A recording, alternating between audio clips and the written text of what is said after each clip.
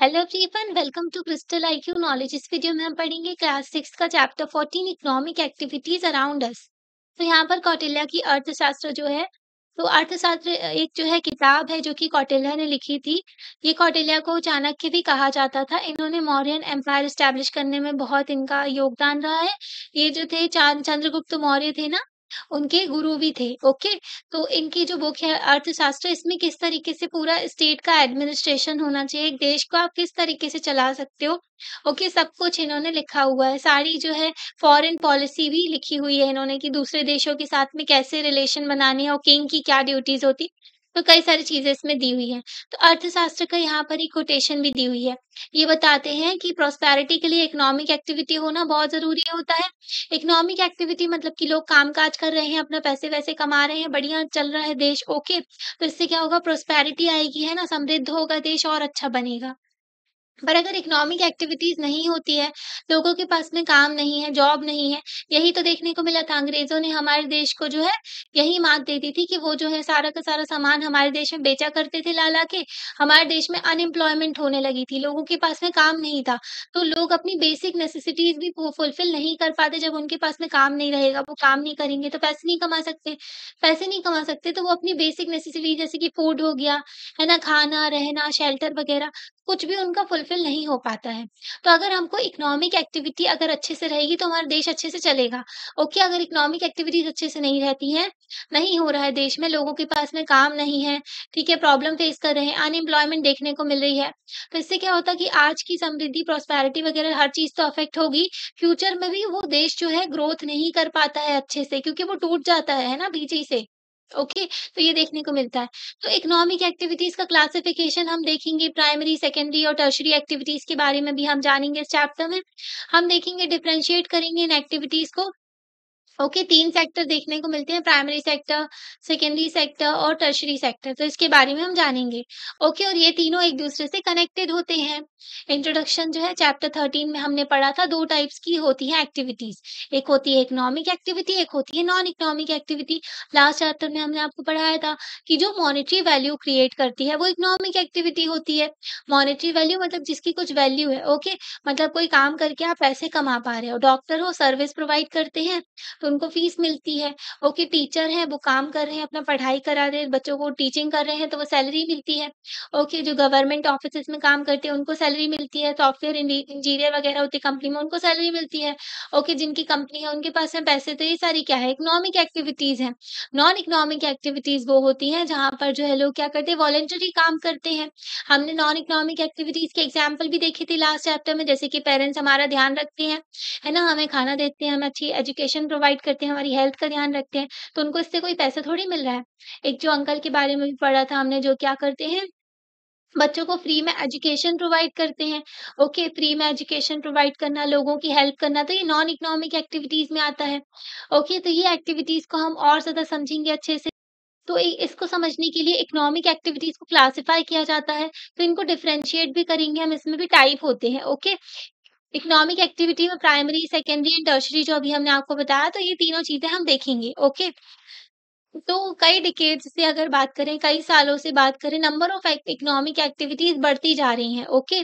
तो economic activities और ज़्यादा बढ़ती जा रही हैं, देश में कामकाज और बढ़ता जा रहा है, टेक्नोलॉजी भी बढ़ती जा रही है, तो कामकाज भी बढ़ता जा रहा है ना? जैसे कि एग्जाम्पल देखें हम, तो जो पीपल जो है, बहुत सारे लोग जो है एग्रीकल्चर में इन्वॉल्व हैं, ठीक है? एग्रीकल्चर जो फार्मिंग वगैरह करते हैं, खेती-बाड़ी, लाइवस्टॉक हो गया, जो जानवरों को लालन जो पालते हैं, ओके? और प्रोडक्शन ऑफ टूल्स, जो सामान वगैरह बनाया जाता है ना? पॉटरी हो गया, जो घड़े, मटके वगैरह बनाए जाते हैं, कपड़े बनाना, वीविंग क्लोथ्स, है ना? तो सोसाइटी और ज़्यादा प्रोग्रेस की। पहले ये बेसिक काम करा करते थे, जब प्रोग्रेस होने लगी और ज़्यादा, तो इकोनॉमिक एक्टिविटीज़ जो है और ज़्यादा बढ़ती गई, है ना? लोग जो है अपना क्या किया, अपना लाइवलीहुड भी चलाने लगे, अपनी ज़िंदगी चलाने लगे और ज़्यादा बढ़ने लगी ये चीज़ें, पैसे वगैरह कमाने लगे। ओके, तो कई सारे कामकाज बढ़ गए जिसके थ्रू इकोनॉमिक एक्टिविटीज़ बढ़ी, तो लोगों के कामकाज भी बढ़ते गए थे। तो आज के टाइम पर हम देखें बहुत सारी इकोनॉमिक एक्टिविटीज़ देखने को मिलती हैं। जैसे पहले के टाइम पर कंप्यूटर, मोबाइल ये सब थोड़ी होते थे। आजकल देखें तो बड़ी-बड़ी फैक्ट्रीज़ होती हैं मतलब बहुत बड़ी-बड़ी इंडस्ट्रीज़ होती हैं जहाँ पर कार हो गया, है ना? टीवी हो गया और ज़माने के इलेक्ट्रॉनिक आइटम्स जो है मैन्युफैक्चरिंग की जाती है। जैसे मोबाइल फ़ोन्स हो गए, ड्रोन्स आ गए हैं ना, पहले थोड़ी ना ड्रोन्स था 90s के टाइम पर। अब जो है बहुत सारी चीज़ें बढ़ गई हैं तो और ज़्यादा इकोनॉमिक एक्टिविटीज़ होने लगी। ओके, जैसे कि बैंक्स में काम करना, स्कूल में काम करना, होटल्स में, है ना? और जो है कई टाइप की ड्राइविंग्स होने लगी व्हीकल्स की। जैसे ट्रांसपोर्टेशन के लिए तो यूज़ किया ही जाता था पहले से व्हीकल। अब जो है जैसे कि अब तो है व्हीकल जो है और ज़्यादा यूज़ करने लगे जैसे डिलीवरी वगैरह कराने के लिए, है ना? तो ये भी इकोनॉमिक एक्टिविटीज़ बढ़ गई है। गिग इकोनॉमी जो आपको देखा होगा ना, आप कुछ ऑर्डर करके आपके घर में जो है डिलीवरी करते हैं, तो ये सारी चीज़ें भी और ज़्यादा बढ़ गई। फर्नीचर बनाना है ना, टेलर जो क्लोथ्स वगैरह बनाते हैं, मशीन को यूज़ करते हैं, तो वो मशीन भी तो बनाई जाती है ना कहीं न कहीं। सॉफ्टवेयर बनाना, रिपेयर करना रेफ्रिजरेटर को, वॉशिंग मशीन वगैरह, तो ज़माने की इतनी सारी इकोनॉमिक एक्टिविटी बढ़ गई। हर चीज़ जो आप यूज़ कर रहे हो, वो किसी न किसी ने तो बनाई होगी ना। ओके, पेपर हो गया, पेन हो गया, तो ये सब की फैक्ट्रीज़ होती हैं। जो पैक्ड फूड्स आप देखते हो, लेज़ के पैकेट मतलब ज़माने भर के लोग नहीं खाते हैं पैक्ड फूड जो जैसे कि बिस्किट वग़ैरह हो गई और ज़माने भर के चिप्स हो गए, तो ये सारी चीज़ें खाई जाती हैं, आइसक्रीम वग़ैरह, तो ये सब भी तो कहीं न कहीं तो बन रही है ना, तो ये सब इकोनॉमिक एक्टिविटीज़ हैं क्योंकि आप इन सामान को खरीद रहे हो, पैसे इन्वॉल्व है इसमें। तो क्लासिफ़ाई किया जाता है इन सब एक्टिविटीज़ को ताकि हम समझ सकें किस तरीके से ये काम कर रहे हैं और किस तरीके से ये लिंक है, ठीक है? जुड़ी हुई हैं आपस में। तो हम क्लासिफ़िकेशन देखते हैं इकोनॉमिक एक्टिविटीज़ का इकोनॉमिक सेक्टर्स में। इकोनॉमिक सेक्टर जो है ब्रॉड ग्रुप है, बड़ा-सा एक ग्रुप है जिसमें कई सारी एक्टिविटीज़ डाली गई हैं, है ना? तो इकोनॉमिक एक्टिविटीज़ को एक 3 ग्रुप बना दिया है, उसमें डाली गई हैं बहुत सारी एक्टिविटीज़, है ना? तो उनको डिवाइड कर दिया गया है। ओके, तो जिनके सिमिलर कैरेक्टरिस्टिक्स हैं, उनको एक ग्रुप में कर दिया है जिनके सेम-सेम कैरेक्टरिस्टिक्स हैं। ओके, जैसे नहीं कई लोग जैसे कि सेम कलर के कपड़े पहने तो वो लोग को एक ग्रुप में कर दो। ओके, इस तरीके से। तो यहाँ पर जो है क्लासिफाई किया गया तो इसको इकोनॉमिक सेक्टर कहते हैं। ओके, तो 3 सेक्टर हैं। ओके, जो primary, secondary and tertiary sector. तो इसके बारे में हम देखेंगे यहाँ पर जो है एक मैप दिया हुआ है, ताकि आप समझ सकें। ये देखो। Classification of economic activities into economic sectors. Primary sector वो होता है जिसमें रॉ मटेरियल का प्रोड्यूस करना इन्वॉल्व होता है। जैसे एग्रीकल्चर के थ्रू जो है हमने क्या बनाया, गेहूं उगा लिया, है ना, गन्ना उगा लिया और जो है कई सारी फसलें लगाई यहाँ पर, तो ये क्या हो गई, रॉ मटेरियल हमने निकाल लिया। अब इसका क्या करेंगे हम, गन्ने का जो है शुगर केन जो शुगर बनाई जाती है। ओके, व्हीट का जो है क्या किया उन्होंने, अब व्हीट फ्लोर बना दिया, आटा बना के ब्रेड वगैरह बना दी। तो ये हो गई मैन्युफैक्चरिंग एक्टिविटी। ओके, तो ये सेकेंडरी सेक्टर में मैन्युफैक्चरिंग एक्टिविटी हो गई। फिर जो है इसको क्या किया, ट्रांसपोर्ट वगैरह कर दिया गया, तो टर्शियरी सेक्टर के थ्रू, सर्विस सेक्टर के थ्रू ये इधर-उधर जाकर के फिर लोगों के पास में पहुँच गई।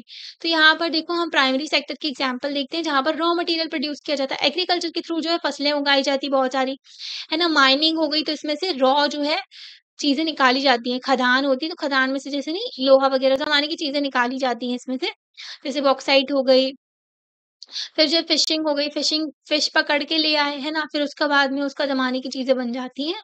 तो ये सारी चीज़ें जो जानवरों को जो ना पालते हैं, मुर्गी पालन करते हैं, तो ये सब चीज़ें। फ़ॉरेस्ट्री जो है फ़ॉरेस्ट से पेड़ वग़ैरह काटते हैं, तो ये सारी जो क्या चीज़ें हैं, ये जो है रॉ मटीरियल का एक्सट्रैक्ट किया जाता है, ये प्राइमरी सेक्टर में आता है। सेकंड होता है सेकेंडरी सेक्टर जिसको मैन्युफैक्चरिंग सेक्टर भी आप कह सकते हो। यहाँ पर जो प्रोसेसिंग होती है, ओके, जैसे कि टोमेटो यहाँ से उगाया एग्रीकल्चर से, यहाँ पर टोमेटो सॉस बन गया। ओके, यहाँ पर जो है क्या किया था, यहाँ पर जो है कई सारी खदान से सामान निकाला और उस खदान को फिर प्योरीफाई करके उसमें से चीजें बना दी। तो सेकेंडरी सेक्टर जैसे कि कंस्ट्रक्शन सेक्टर हो गया, बनाना चीजों को, है ना। मैन्युफैक्चरिंग सेक्टर आता है, इसमें चीजों को बनाना, है ना, जैसे कि ना मशीन्स बनती हैं, इलेक्ट्रॉनिक आइटम बनते हैं, फ़ोन बनाए जाते हैं। ओके, वाटर सप्लाई करना, सोलर पावर जनरेशन है ना, सोलर पावर ये हो गए, तो इनको भी बनाया जाता है ना, ये होते हैं पैनल्स होते हैं, सोलर पैनल जिसके थ्रू जो है इलेक्ट्रिसिटी जनरेट होती है। इलेक्ट्रिसिटी प्रोडक्शन ये सारी क्या है, ये जो है मैन्युफैक्चरिंग सेक्टर में आती है, सेकेंडरी सेक्टर में। टर्शियरी सेक्टर जो है इसमें सर्विस इन्वॉल्व होती है, ओके, सर्विस प्रोवाइड करना, जैसे कि डॉक्टर्स हो गए, टीचर हो गए, लॉयर हो गए, तो ये सब क्या सर्विस प्रोवाइड कर रहे हैं। ओके, ट्रांसपोर्टेशन करना, तो हेल्थ केयर एक सर्विस है जो कि डॉक्टर्स प्रोवाइड करते हैं। ओके, ट्रेड एंड लॉजिस्टिक्स, सामान को इधर से उधर पहुंचाना, तो ये भी एक सर्विस होती है। कम्युनिकेशन, जो आपने देखा होगा कंपनी में भी लोग जो है सर्विस प्रोवाइड करते हैं ना कि वो जो कस्टमर केयर वगैरह हो गए, बैंकिंग जो सर्विस प्रोवाइड की जाती है आपको, ट्रांसपोर्टेशन सामान को इधर से उधर पहुँचाना भी एक सर्विस होती है। तो ये तीसरा सेक्टर है जो कि टर्शरी सेक्टर, इसको सर्विस सेक्टर भी कह सकते हैं। प्राइमरी एक्टिविटीज़ जो होती हैं, इसमें इकोनॉमिक एक्टिविटीज़ होती हैं, जहाँ पर लोग डायरेक्टली डिपेंडेंट होते हैं नेचर के ऊपर, है ना? कि हम नेचर से ही सामान वगैरह ले रहे हैं ताकि गुड्स वगैरह हमको मिल सके। प्राइमरी एक्टिविटीज़ और प्राइमरी सेक्टर या इसको इकोनॉमिक एक्टिविटीज़ कहते हैं।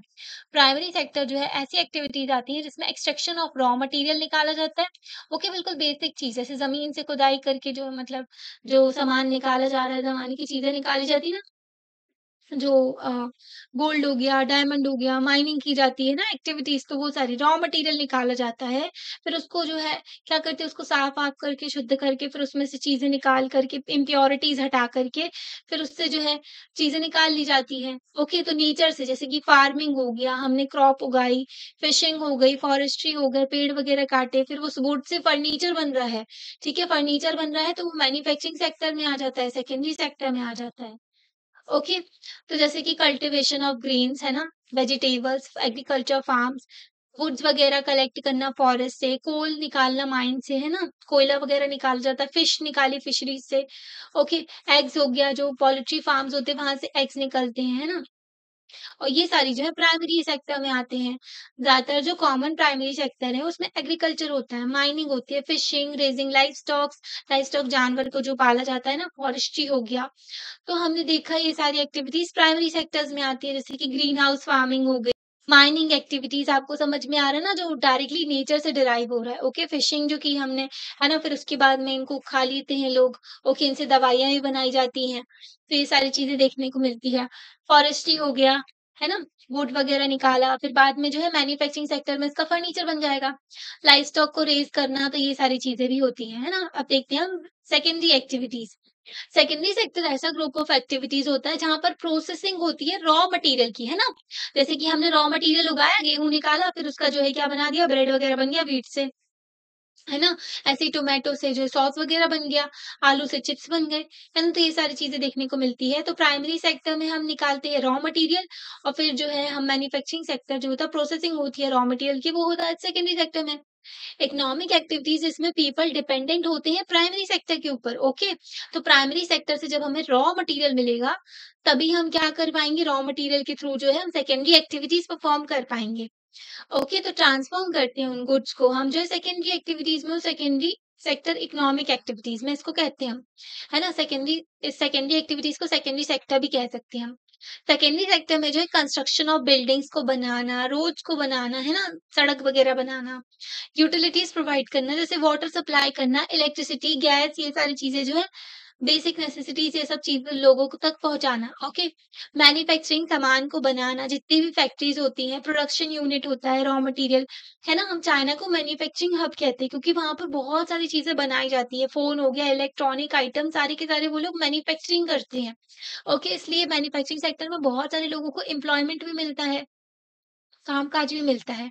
ओके, तो रॉ मटेरियल को प्रोसेस करते हैं, रॉ मटेरियल जो हमको प्राइमरी सेक्टर से मिलता है, और फिर उसको जो है क्या करते हैं, इसको मैन्युफैक्चरिंग सेक्टर में जो है प्रोडक्ट में बदल देते हैं, फिर उसको बेच दिया जाता है। तो एग्जांपल देखिए हम सेकेंडरी सेक्टर के, तो इसमें प्रोसेसिंग होती है ग्रेन्स की, जो एग्रीकल्चर फील्ड से हमको मिली है, जैसे कि फ्लोर मिल हो गए, ठीक है? मतलब कि मिल्स में फ्लोर बनाना, है ना? मतलब आटा बनाना। ओके, तो एक्सट्रैक्शन जो व्हीट हमको मिला, रॉ मटेरियल कहाँ से मिला, फार्मिंग से, प्राइमरी एक्टिविटीज से। फिर जो है सेकेंडरी सेक्टर में हम गए, सेकेंडरी सेक्टर में मैन्युफैक्चरिंग हो रही है। ओके, प्रोसेसिंग हो रहा है रॉ मटेरियल का, जो व्हीट हमें मिला था उसका हमने क्या बना दिया, आटा बना दिया, और फिर उसका जो है ब्रेड बन जाता है। ओके, तो ऑयल निकालते हैं जो हम ग्राउंडनट से, जो मूंगफली होती है ना, उससे टी लीव्स से टी बनाई जाती है। ओके, पत्तियां से जो है चाय पत्ती बनाई जाती ना। ओके, तो वुड्स लेकर के जाते हैं फॉरेस्ट से और उसको कन्वर्ट कर देते हैं फर्नीचर में, और पेपर बनता है ना? फिर लकड़ियाँ होती हैं, उसका फर्नीचर बना दिया गया, ठीक है? और जो है पेपर बन गया। तो ये भी हमको मैन्युफैक्चरिंग सेक्टर में, जो कि सेकेंडरी सेक्टर है, उसमें देखने को मिलता है। कॉटन हमने उगाया खेतों में, कॉटन जो है ब्लैक सॉइल में उगता है। ओके, जिसको रिगर सॉइल भी कहते हैं। तो कॉटन को उगाया, फिर कॉटन जो है कहाँ चला गया, सेकेंडरी सेक्टर में, जहाँ पर इसका प्रोसेसिंग होकर के इसके कपड़े बना दिए गए। ओके, स्टील से आयरन, ठीक है? सॉरी आयरन से स्टील बना दिया गया, है ना? ऐसे ही ऑटोमोबाइल जैसे कि कार बनाए जाते हैं, ट्रक्स बनाए जाते हैं, तो ये सारी चीज़ें हमें सेकेंडरी सेक्टर में देखने को मिलती है। ये देखो, यहाँ पर जो है फैक्ट्री है, ऑटोमोबाइल यहाँ पर देखो कार वगैरह बनाई जा रही है, टेक्सटाइल फैक्ट्री में कपड़े बनाए जा रहे हैं, ओके। फार्मास्यूटिकल जो फैक्ट्रीज़ होती है, यहाँ पर दवाइयाँ बनाई जाती हैं, यहाँ पर फर्नीचर का प्रोडक्शन हो रहा है, ये सब सेकेंडरी सेक्टर के एग्ज़ाम्पल हैं। ओके। हमारे देश में बहुत सारे व्हीकल्स यूज़ किए जाते हैं, ओके। पॉपुलेशन भी तो बहुत ज़्यादा है, 1.4 बिलियन हमारे देश की पॉपुलेशन है। वर्ल्ड की 8 बिलियन है, तो हमारे देश की 140 करोड़ 1.4 बिलियन पॉपुलेशन देखने को मिलती है। ऑटोमोबाइल्स पैसेंजर व्हीकल्स जैसे कि कार्स हो गई, तो इतनी सारी 45 लाख बनाई गई थी हमारे देश में 1 साल में, ओके। तो ये देखने को मिल रहा है। 2022 में इनका प्रोडक्शन बताया है। कमर्शियल व्हीकल जैसे कि ट्रक वगैरह है, 10 लाख बनाए गए थे। थ्री व्हीलर्स जो हैं 8.6 लाख बनाए गए थे, टू व्हीलर्स जो है 2 करोड़, टू व्हीलर्स बहुत ज़्यादा हमारे देश में यूज़ किए जाते हैं। हर फैमिली के घर में देखो आप, मतलब हर परिवार में टू व्हीलर तो देखने को मिल जाता है, जो गाड़ियाँ होती हैं ना, तो वो। टर्शरी एक्टिविटीज़ हम देखते हैं और जितनी भी एक्टिविटीज़ जो कि सपोर्ट करती हैं लोगों को, प्राइमरी सेकेंडरी जो इसमें इन्वॉल्व होते हैं, तो उसको टर्शरी एक्टिविटीज़ कहते हैं। Primary sector plus secondary sector दोनों को सपोर्ट करने वाली एक्टिविटी होती है टर्शरी एक्टिविटीज़, ओके। तो टर्शरी सेक्टर में ऐसी एक्टिविटीज़ आती हैं जो कि इन्वॉल्व करते हैं क्या, सर्विस प्रोवाइड करना, जो कि कॉम्प्लीमेंट करते हैं प्राइमरी एंड सेकेंडरी सेक्टर को।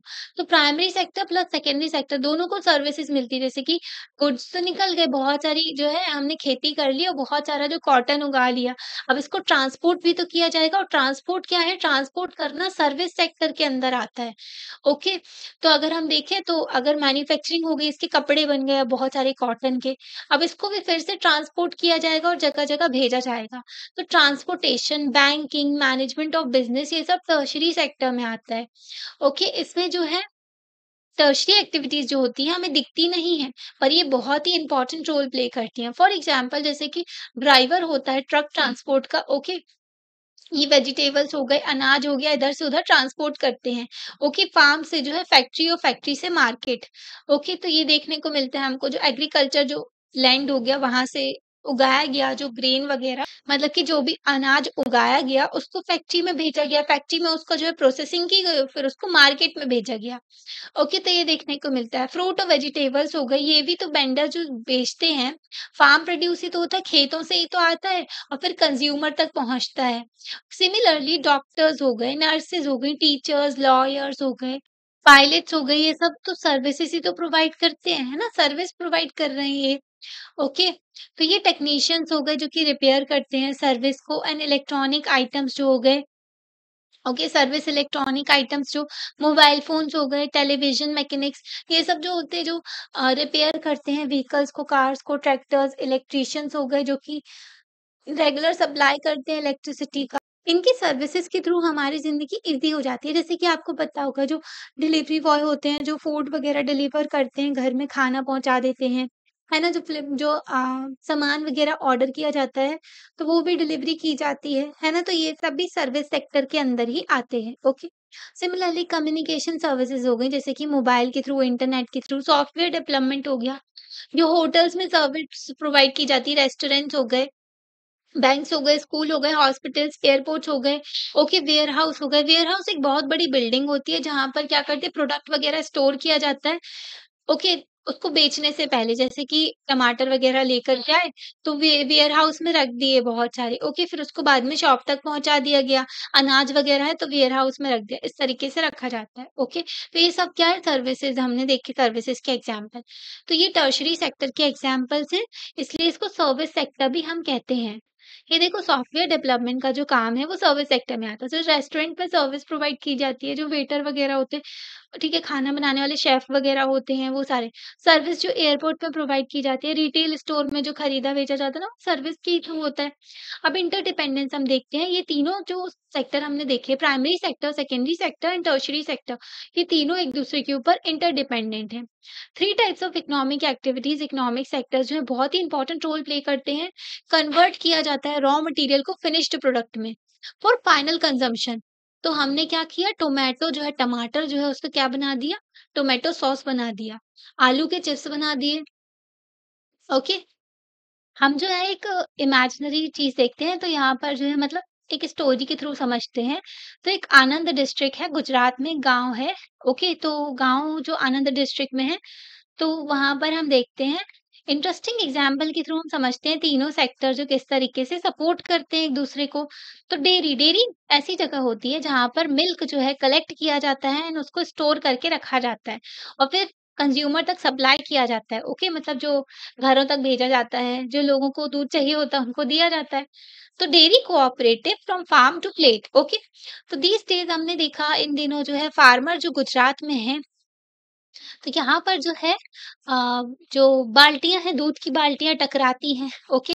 मतलब कि ये चीज़ें देखने को मिली है। गुजरात का एक गाँव है, तो वहाँ पर जो है किसान अपना दिन की शुरुआत ऐसे करते हैं कि दूध वग़ैरह निकालते हैं, फिर उसके बाद में अपने जो दोस्त हैं सबसे अच्छे जो काऊ हो गई, बफ़ैलो हो गई, गाय, भैंस हो गए, ठीक है? तो उनकी आवाज़ें सुनते हैं, तो उनसे मिलते हैं सबसे पहले, ओके? तो काउज़ जो है बहुत ही इम्पोर्टेंट रोल प्ले करती हैं, जो फार्मर की लाइफ़ में बहुत ही इम्पोर्टेंट होती है, एक स्पेशल प्लेस होती है गाय की, ओके?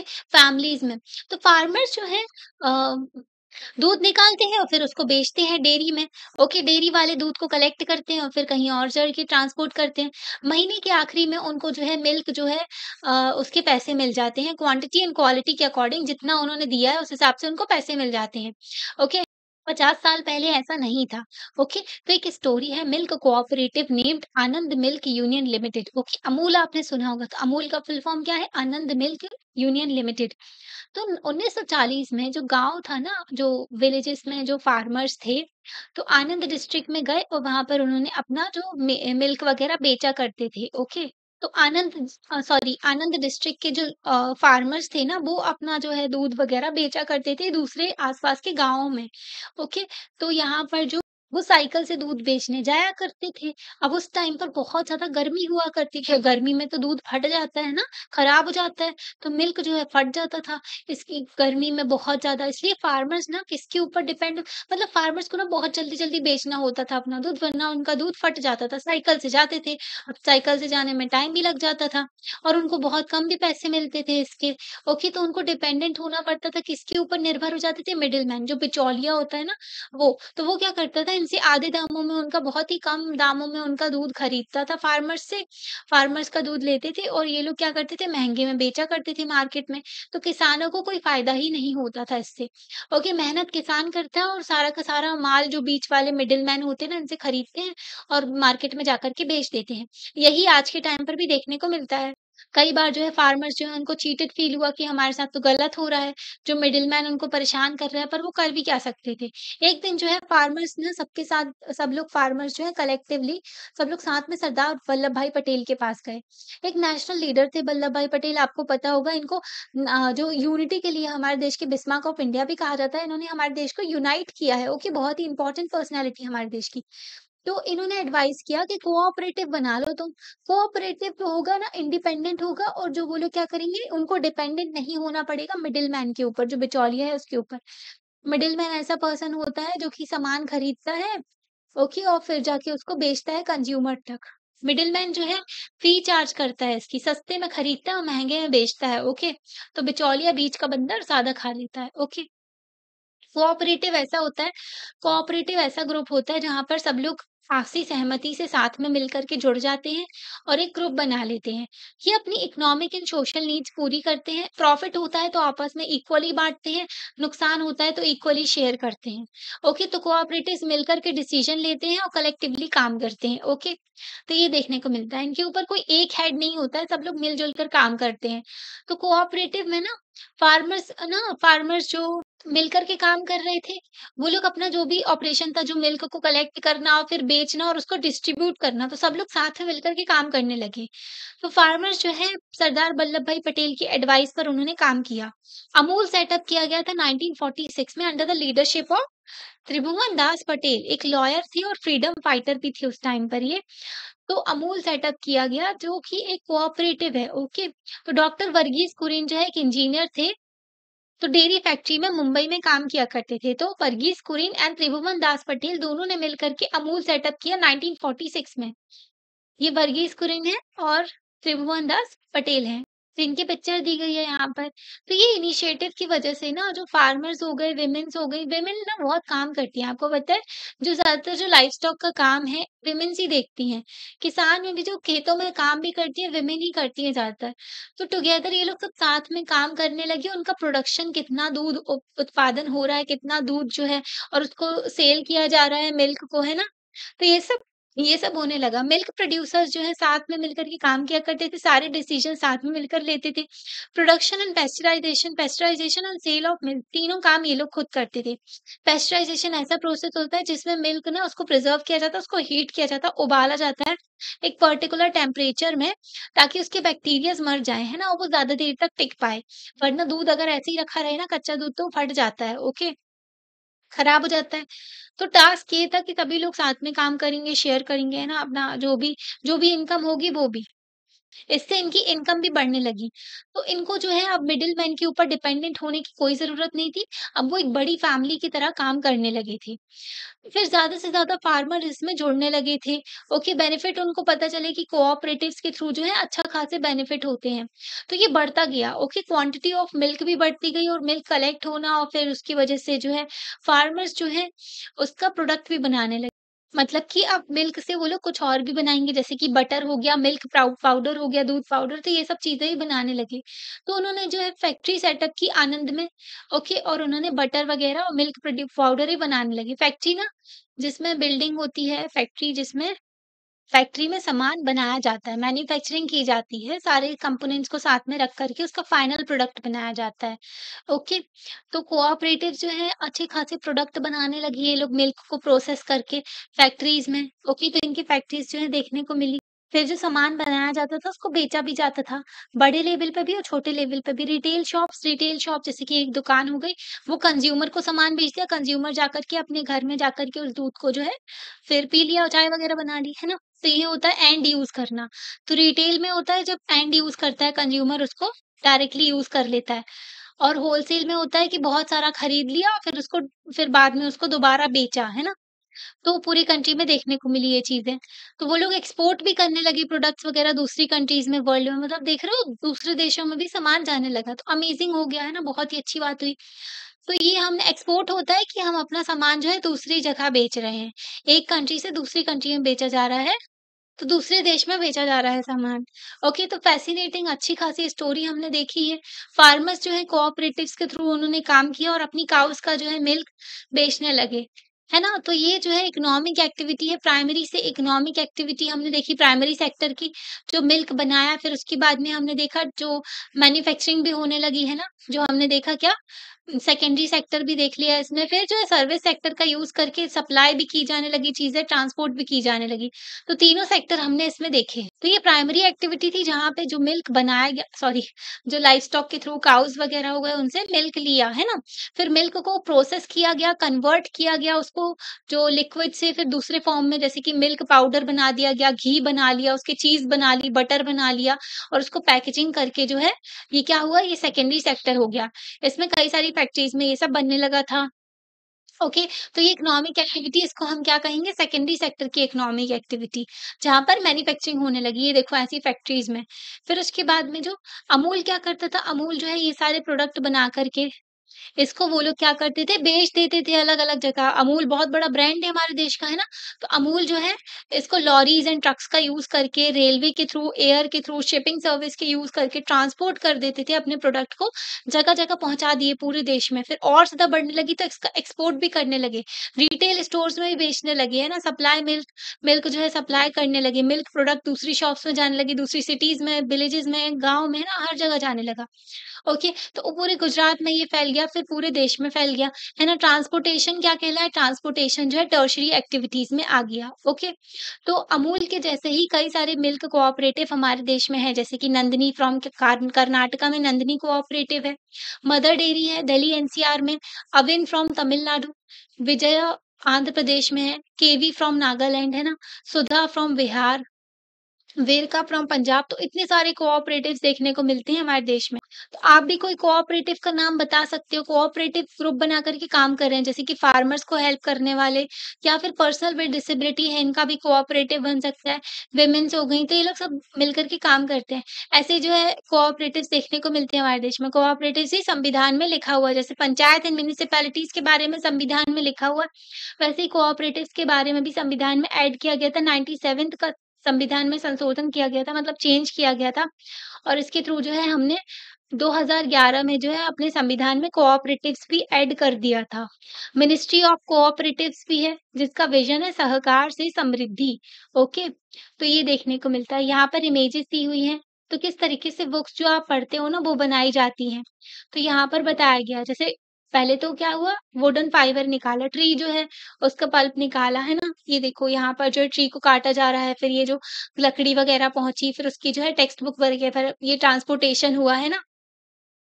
फिर उसके बाद में जो फैक्ट्रीज़ में किताबों के थ्रू ये सॉरी यहाँ पर पेपर बनाए गए, है ना? तो ये देखने को मिल रहा है, लकड़ियाँ ट्रांसपोर्ट की गई, फिर पेपर बनाया गया, फिर ये पेपर्स जो है यहाँ पर भेजे गए, है ना? फिर उसके थ्रू यहाँ पर प्रिंटिंग वगैरह हुई, फिर ये दुकान में पहुँचा, दुकान में आपने इस बुक को खरीद लिया, है ना? तो ऐसे किताब बनाई जाती है। कोई भी एक्टिविटीज़ जो है ये जो तो ये पॉसिबल नहीं हो पाती अगर एक भी ना हो, मतलब primary plus secondary plus tertiary तीनों सेक्टर इम्पोर्टेंट होते हैं। अगर पल्प निकाला ही नहीं जाता, मतलब कि जो पेड़ है उसमें से इसका ये पल्प निकाला नहीं जाता, तो पेपर ही नहीं बनता, और पेपर नहीं बनता तो ट्रांसपोर्टेशन वगैरह नहीं होता और आपको बुक्स नहीं मिलती है ना। तो तीनों एक्टिविटीज इम्पोर्टेंट होती है। ट्री के थ्रू जो है आपकी किताबें बनी है ना, मैन्युफैक्चरिंग की गई, फिर ट्रांसपोर्टेशन किया गया, तो ये पॉसिबल हो पाया क्योंकि तीनों सेक्टर साथ में काम कर रहे थे। ओके, तो यहाँ पर जो है पेपर जो है रिसाइकल भी किया जाता है, ठीक है?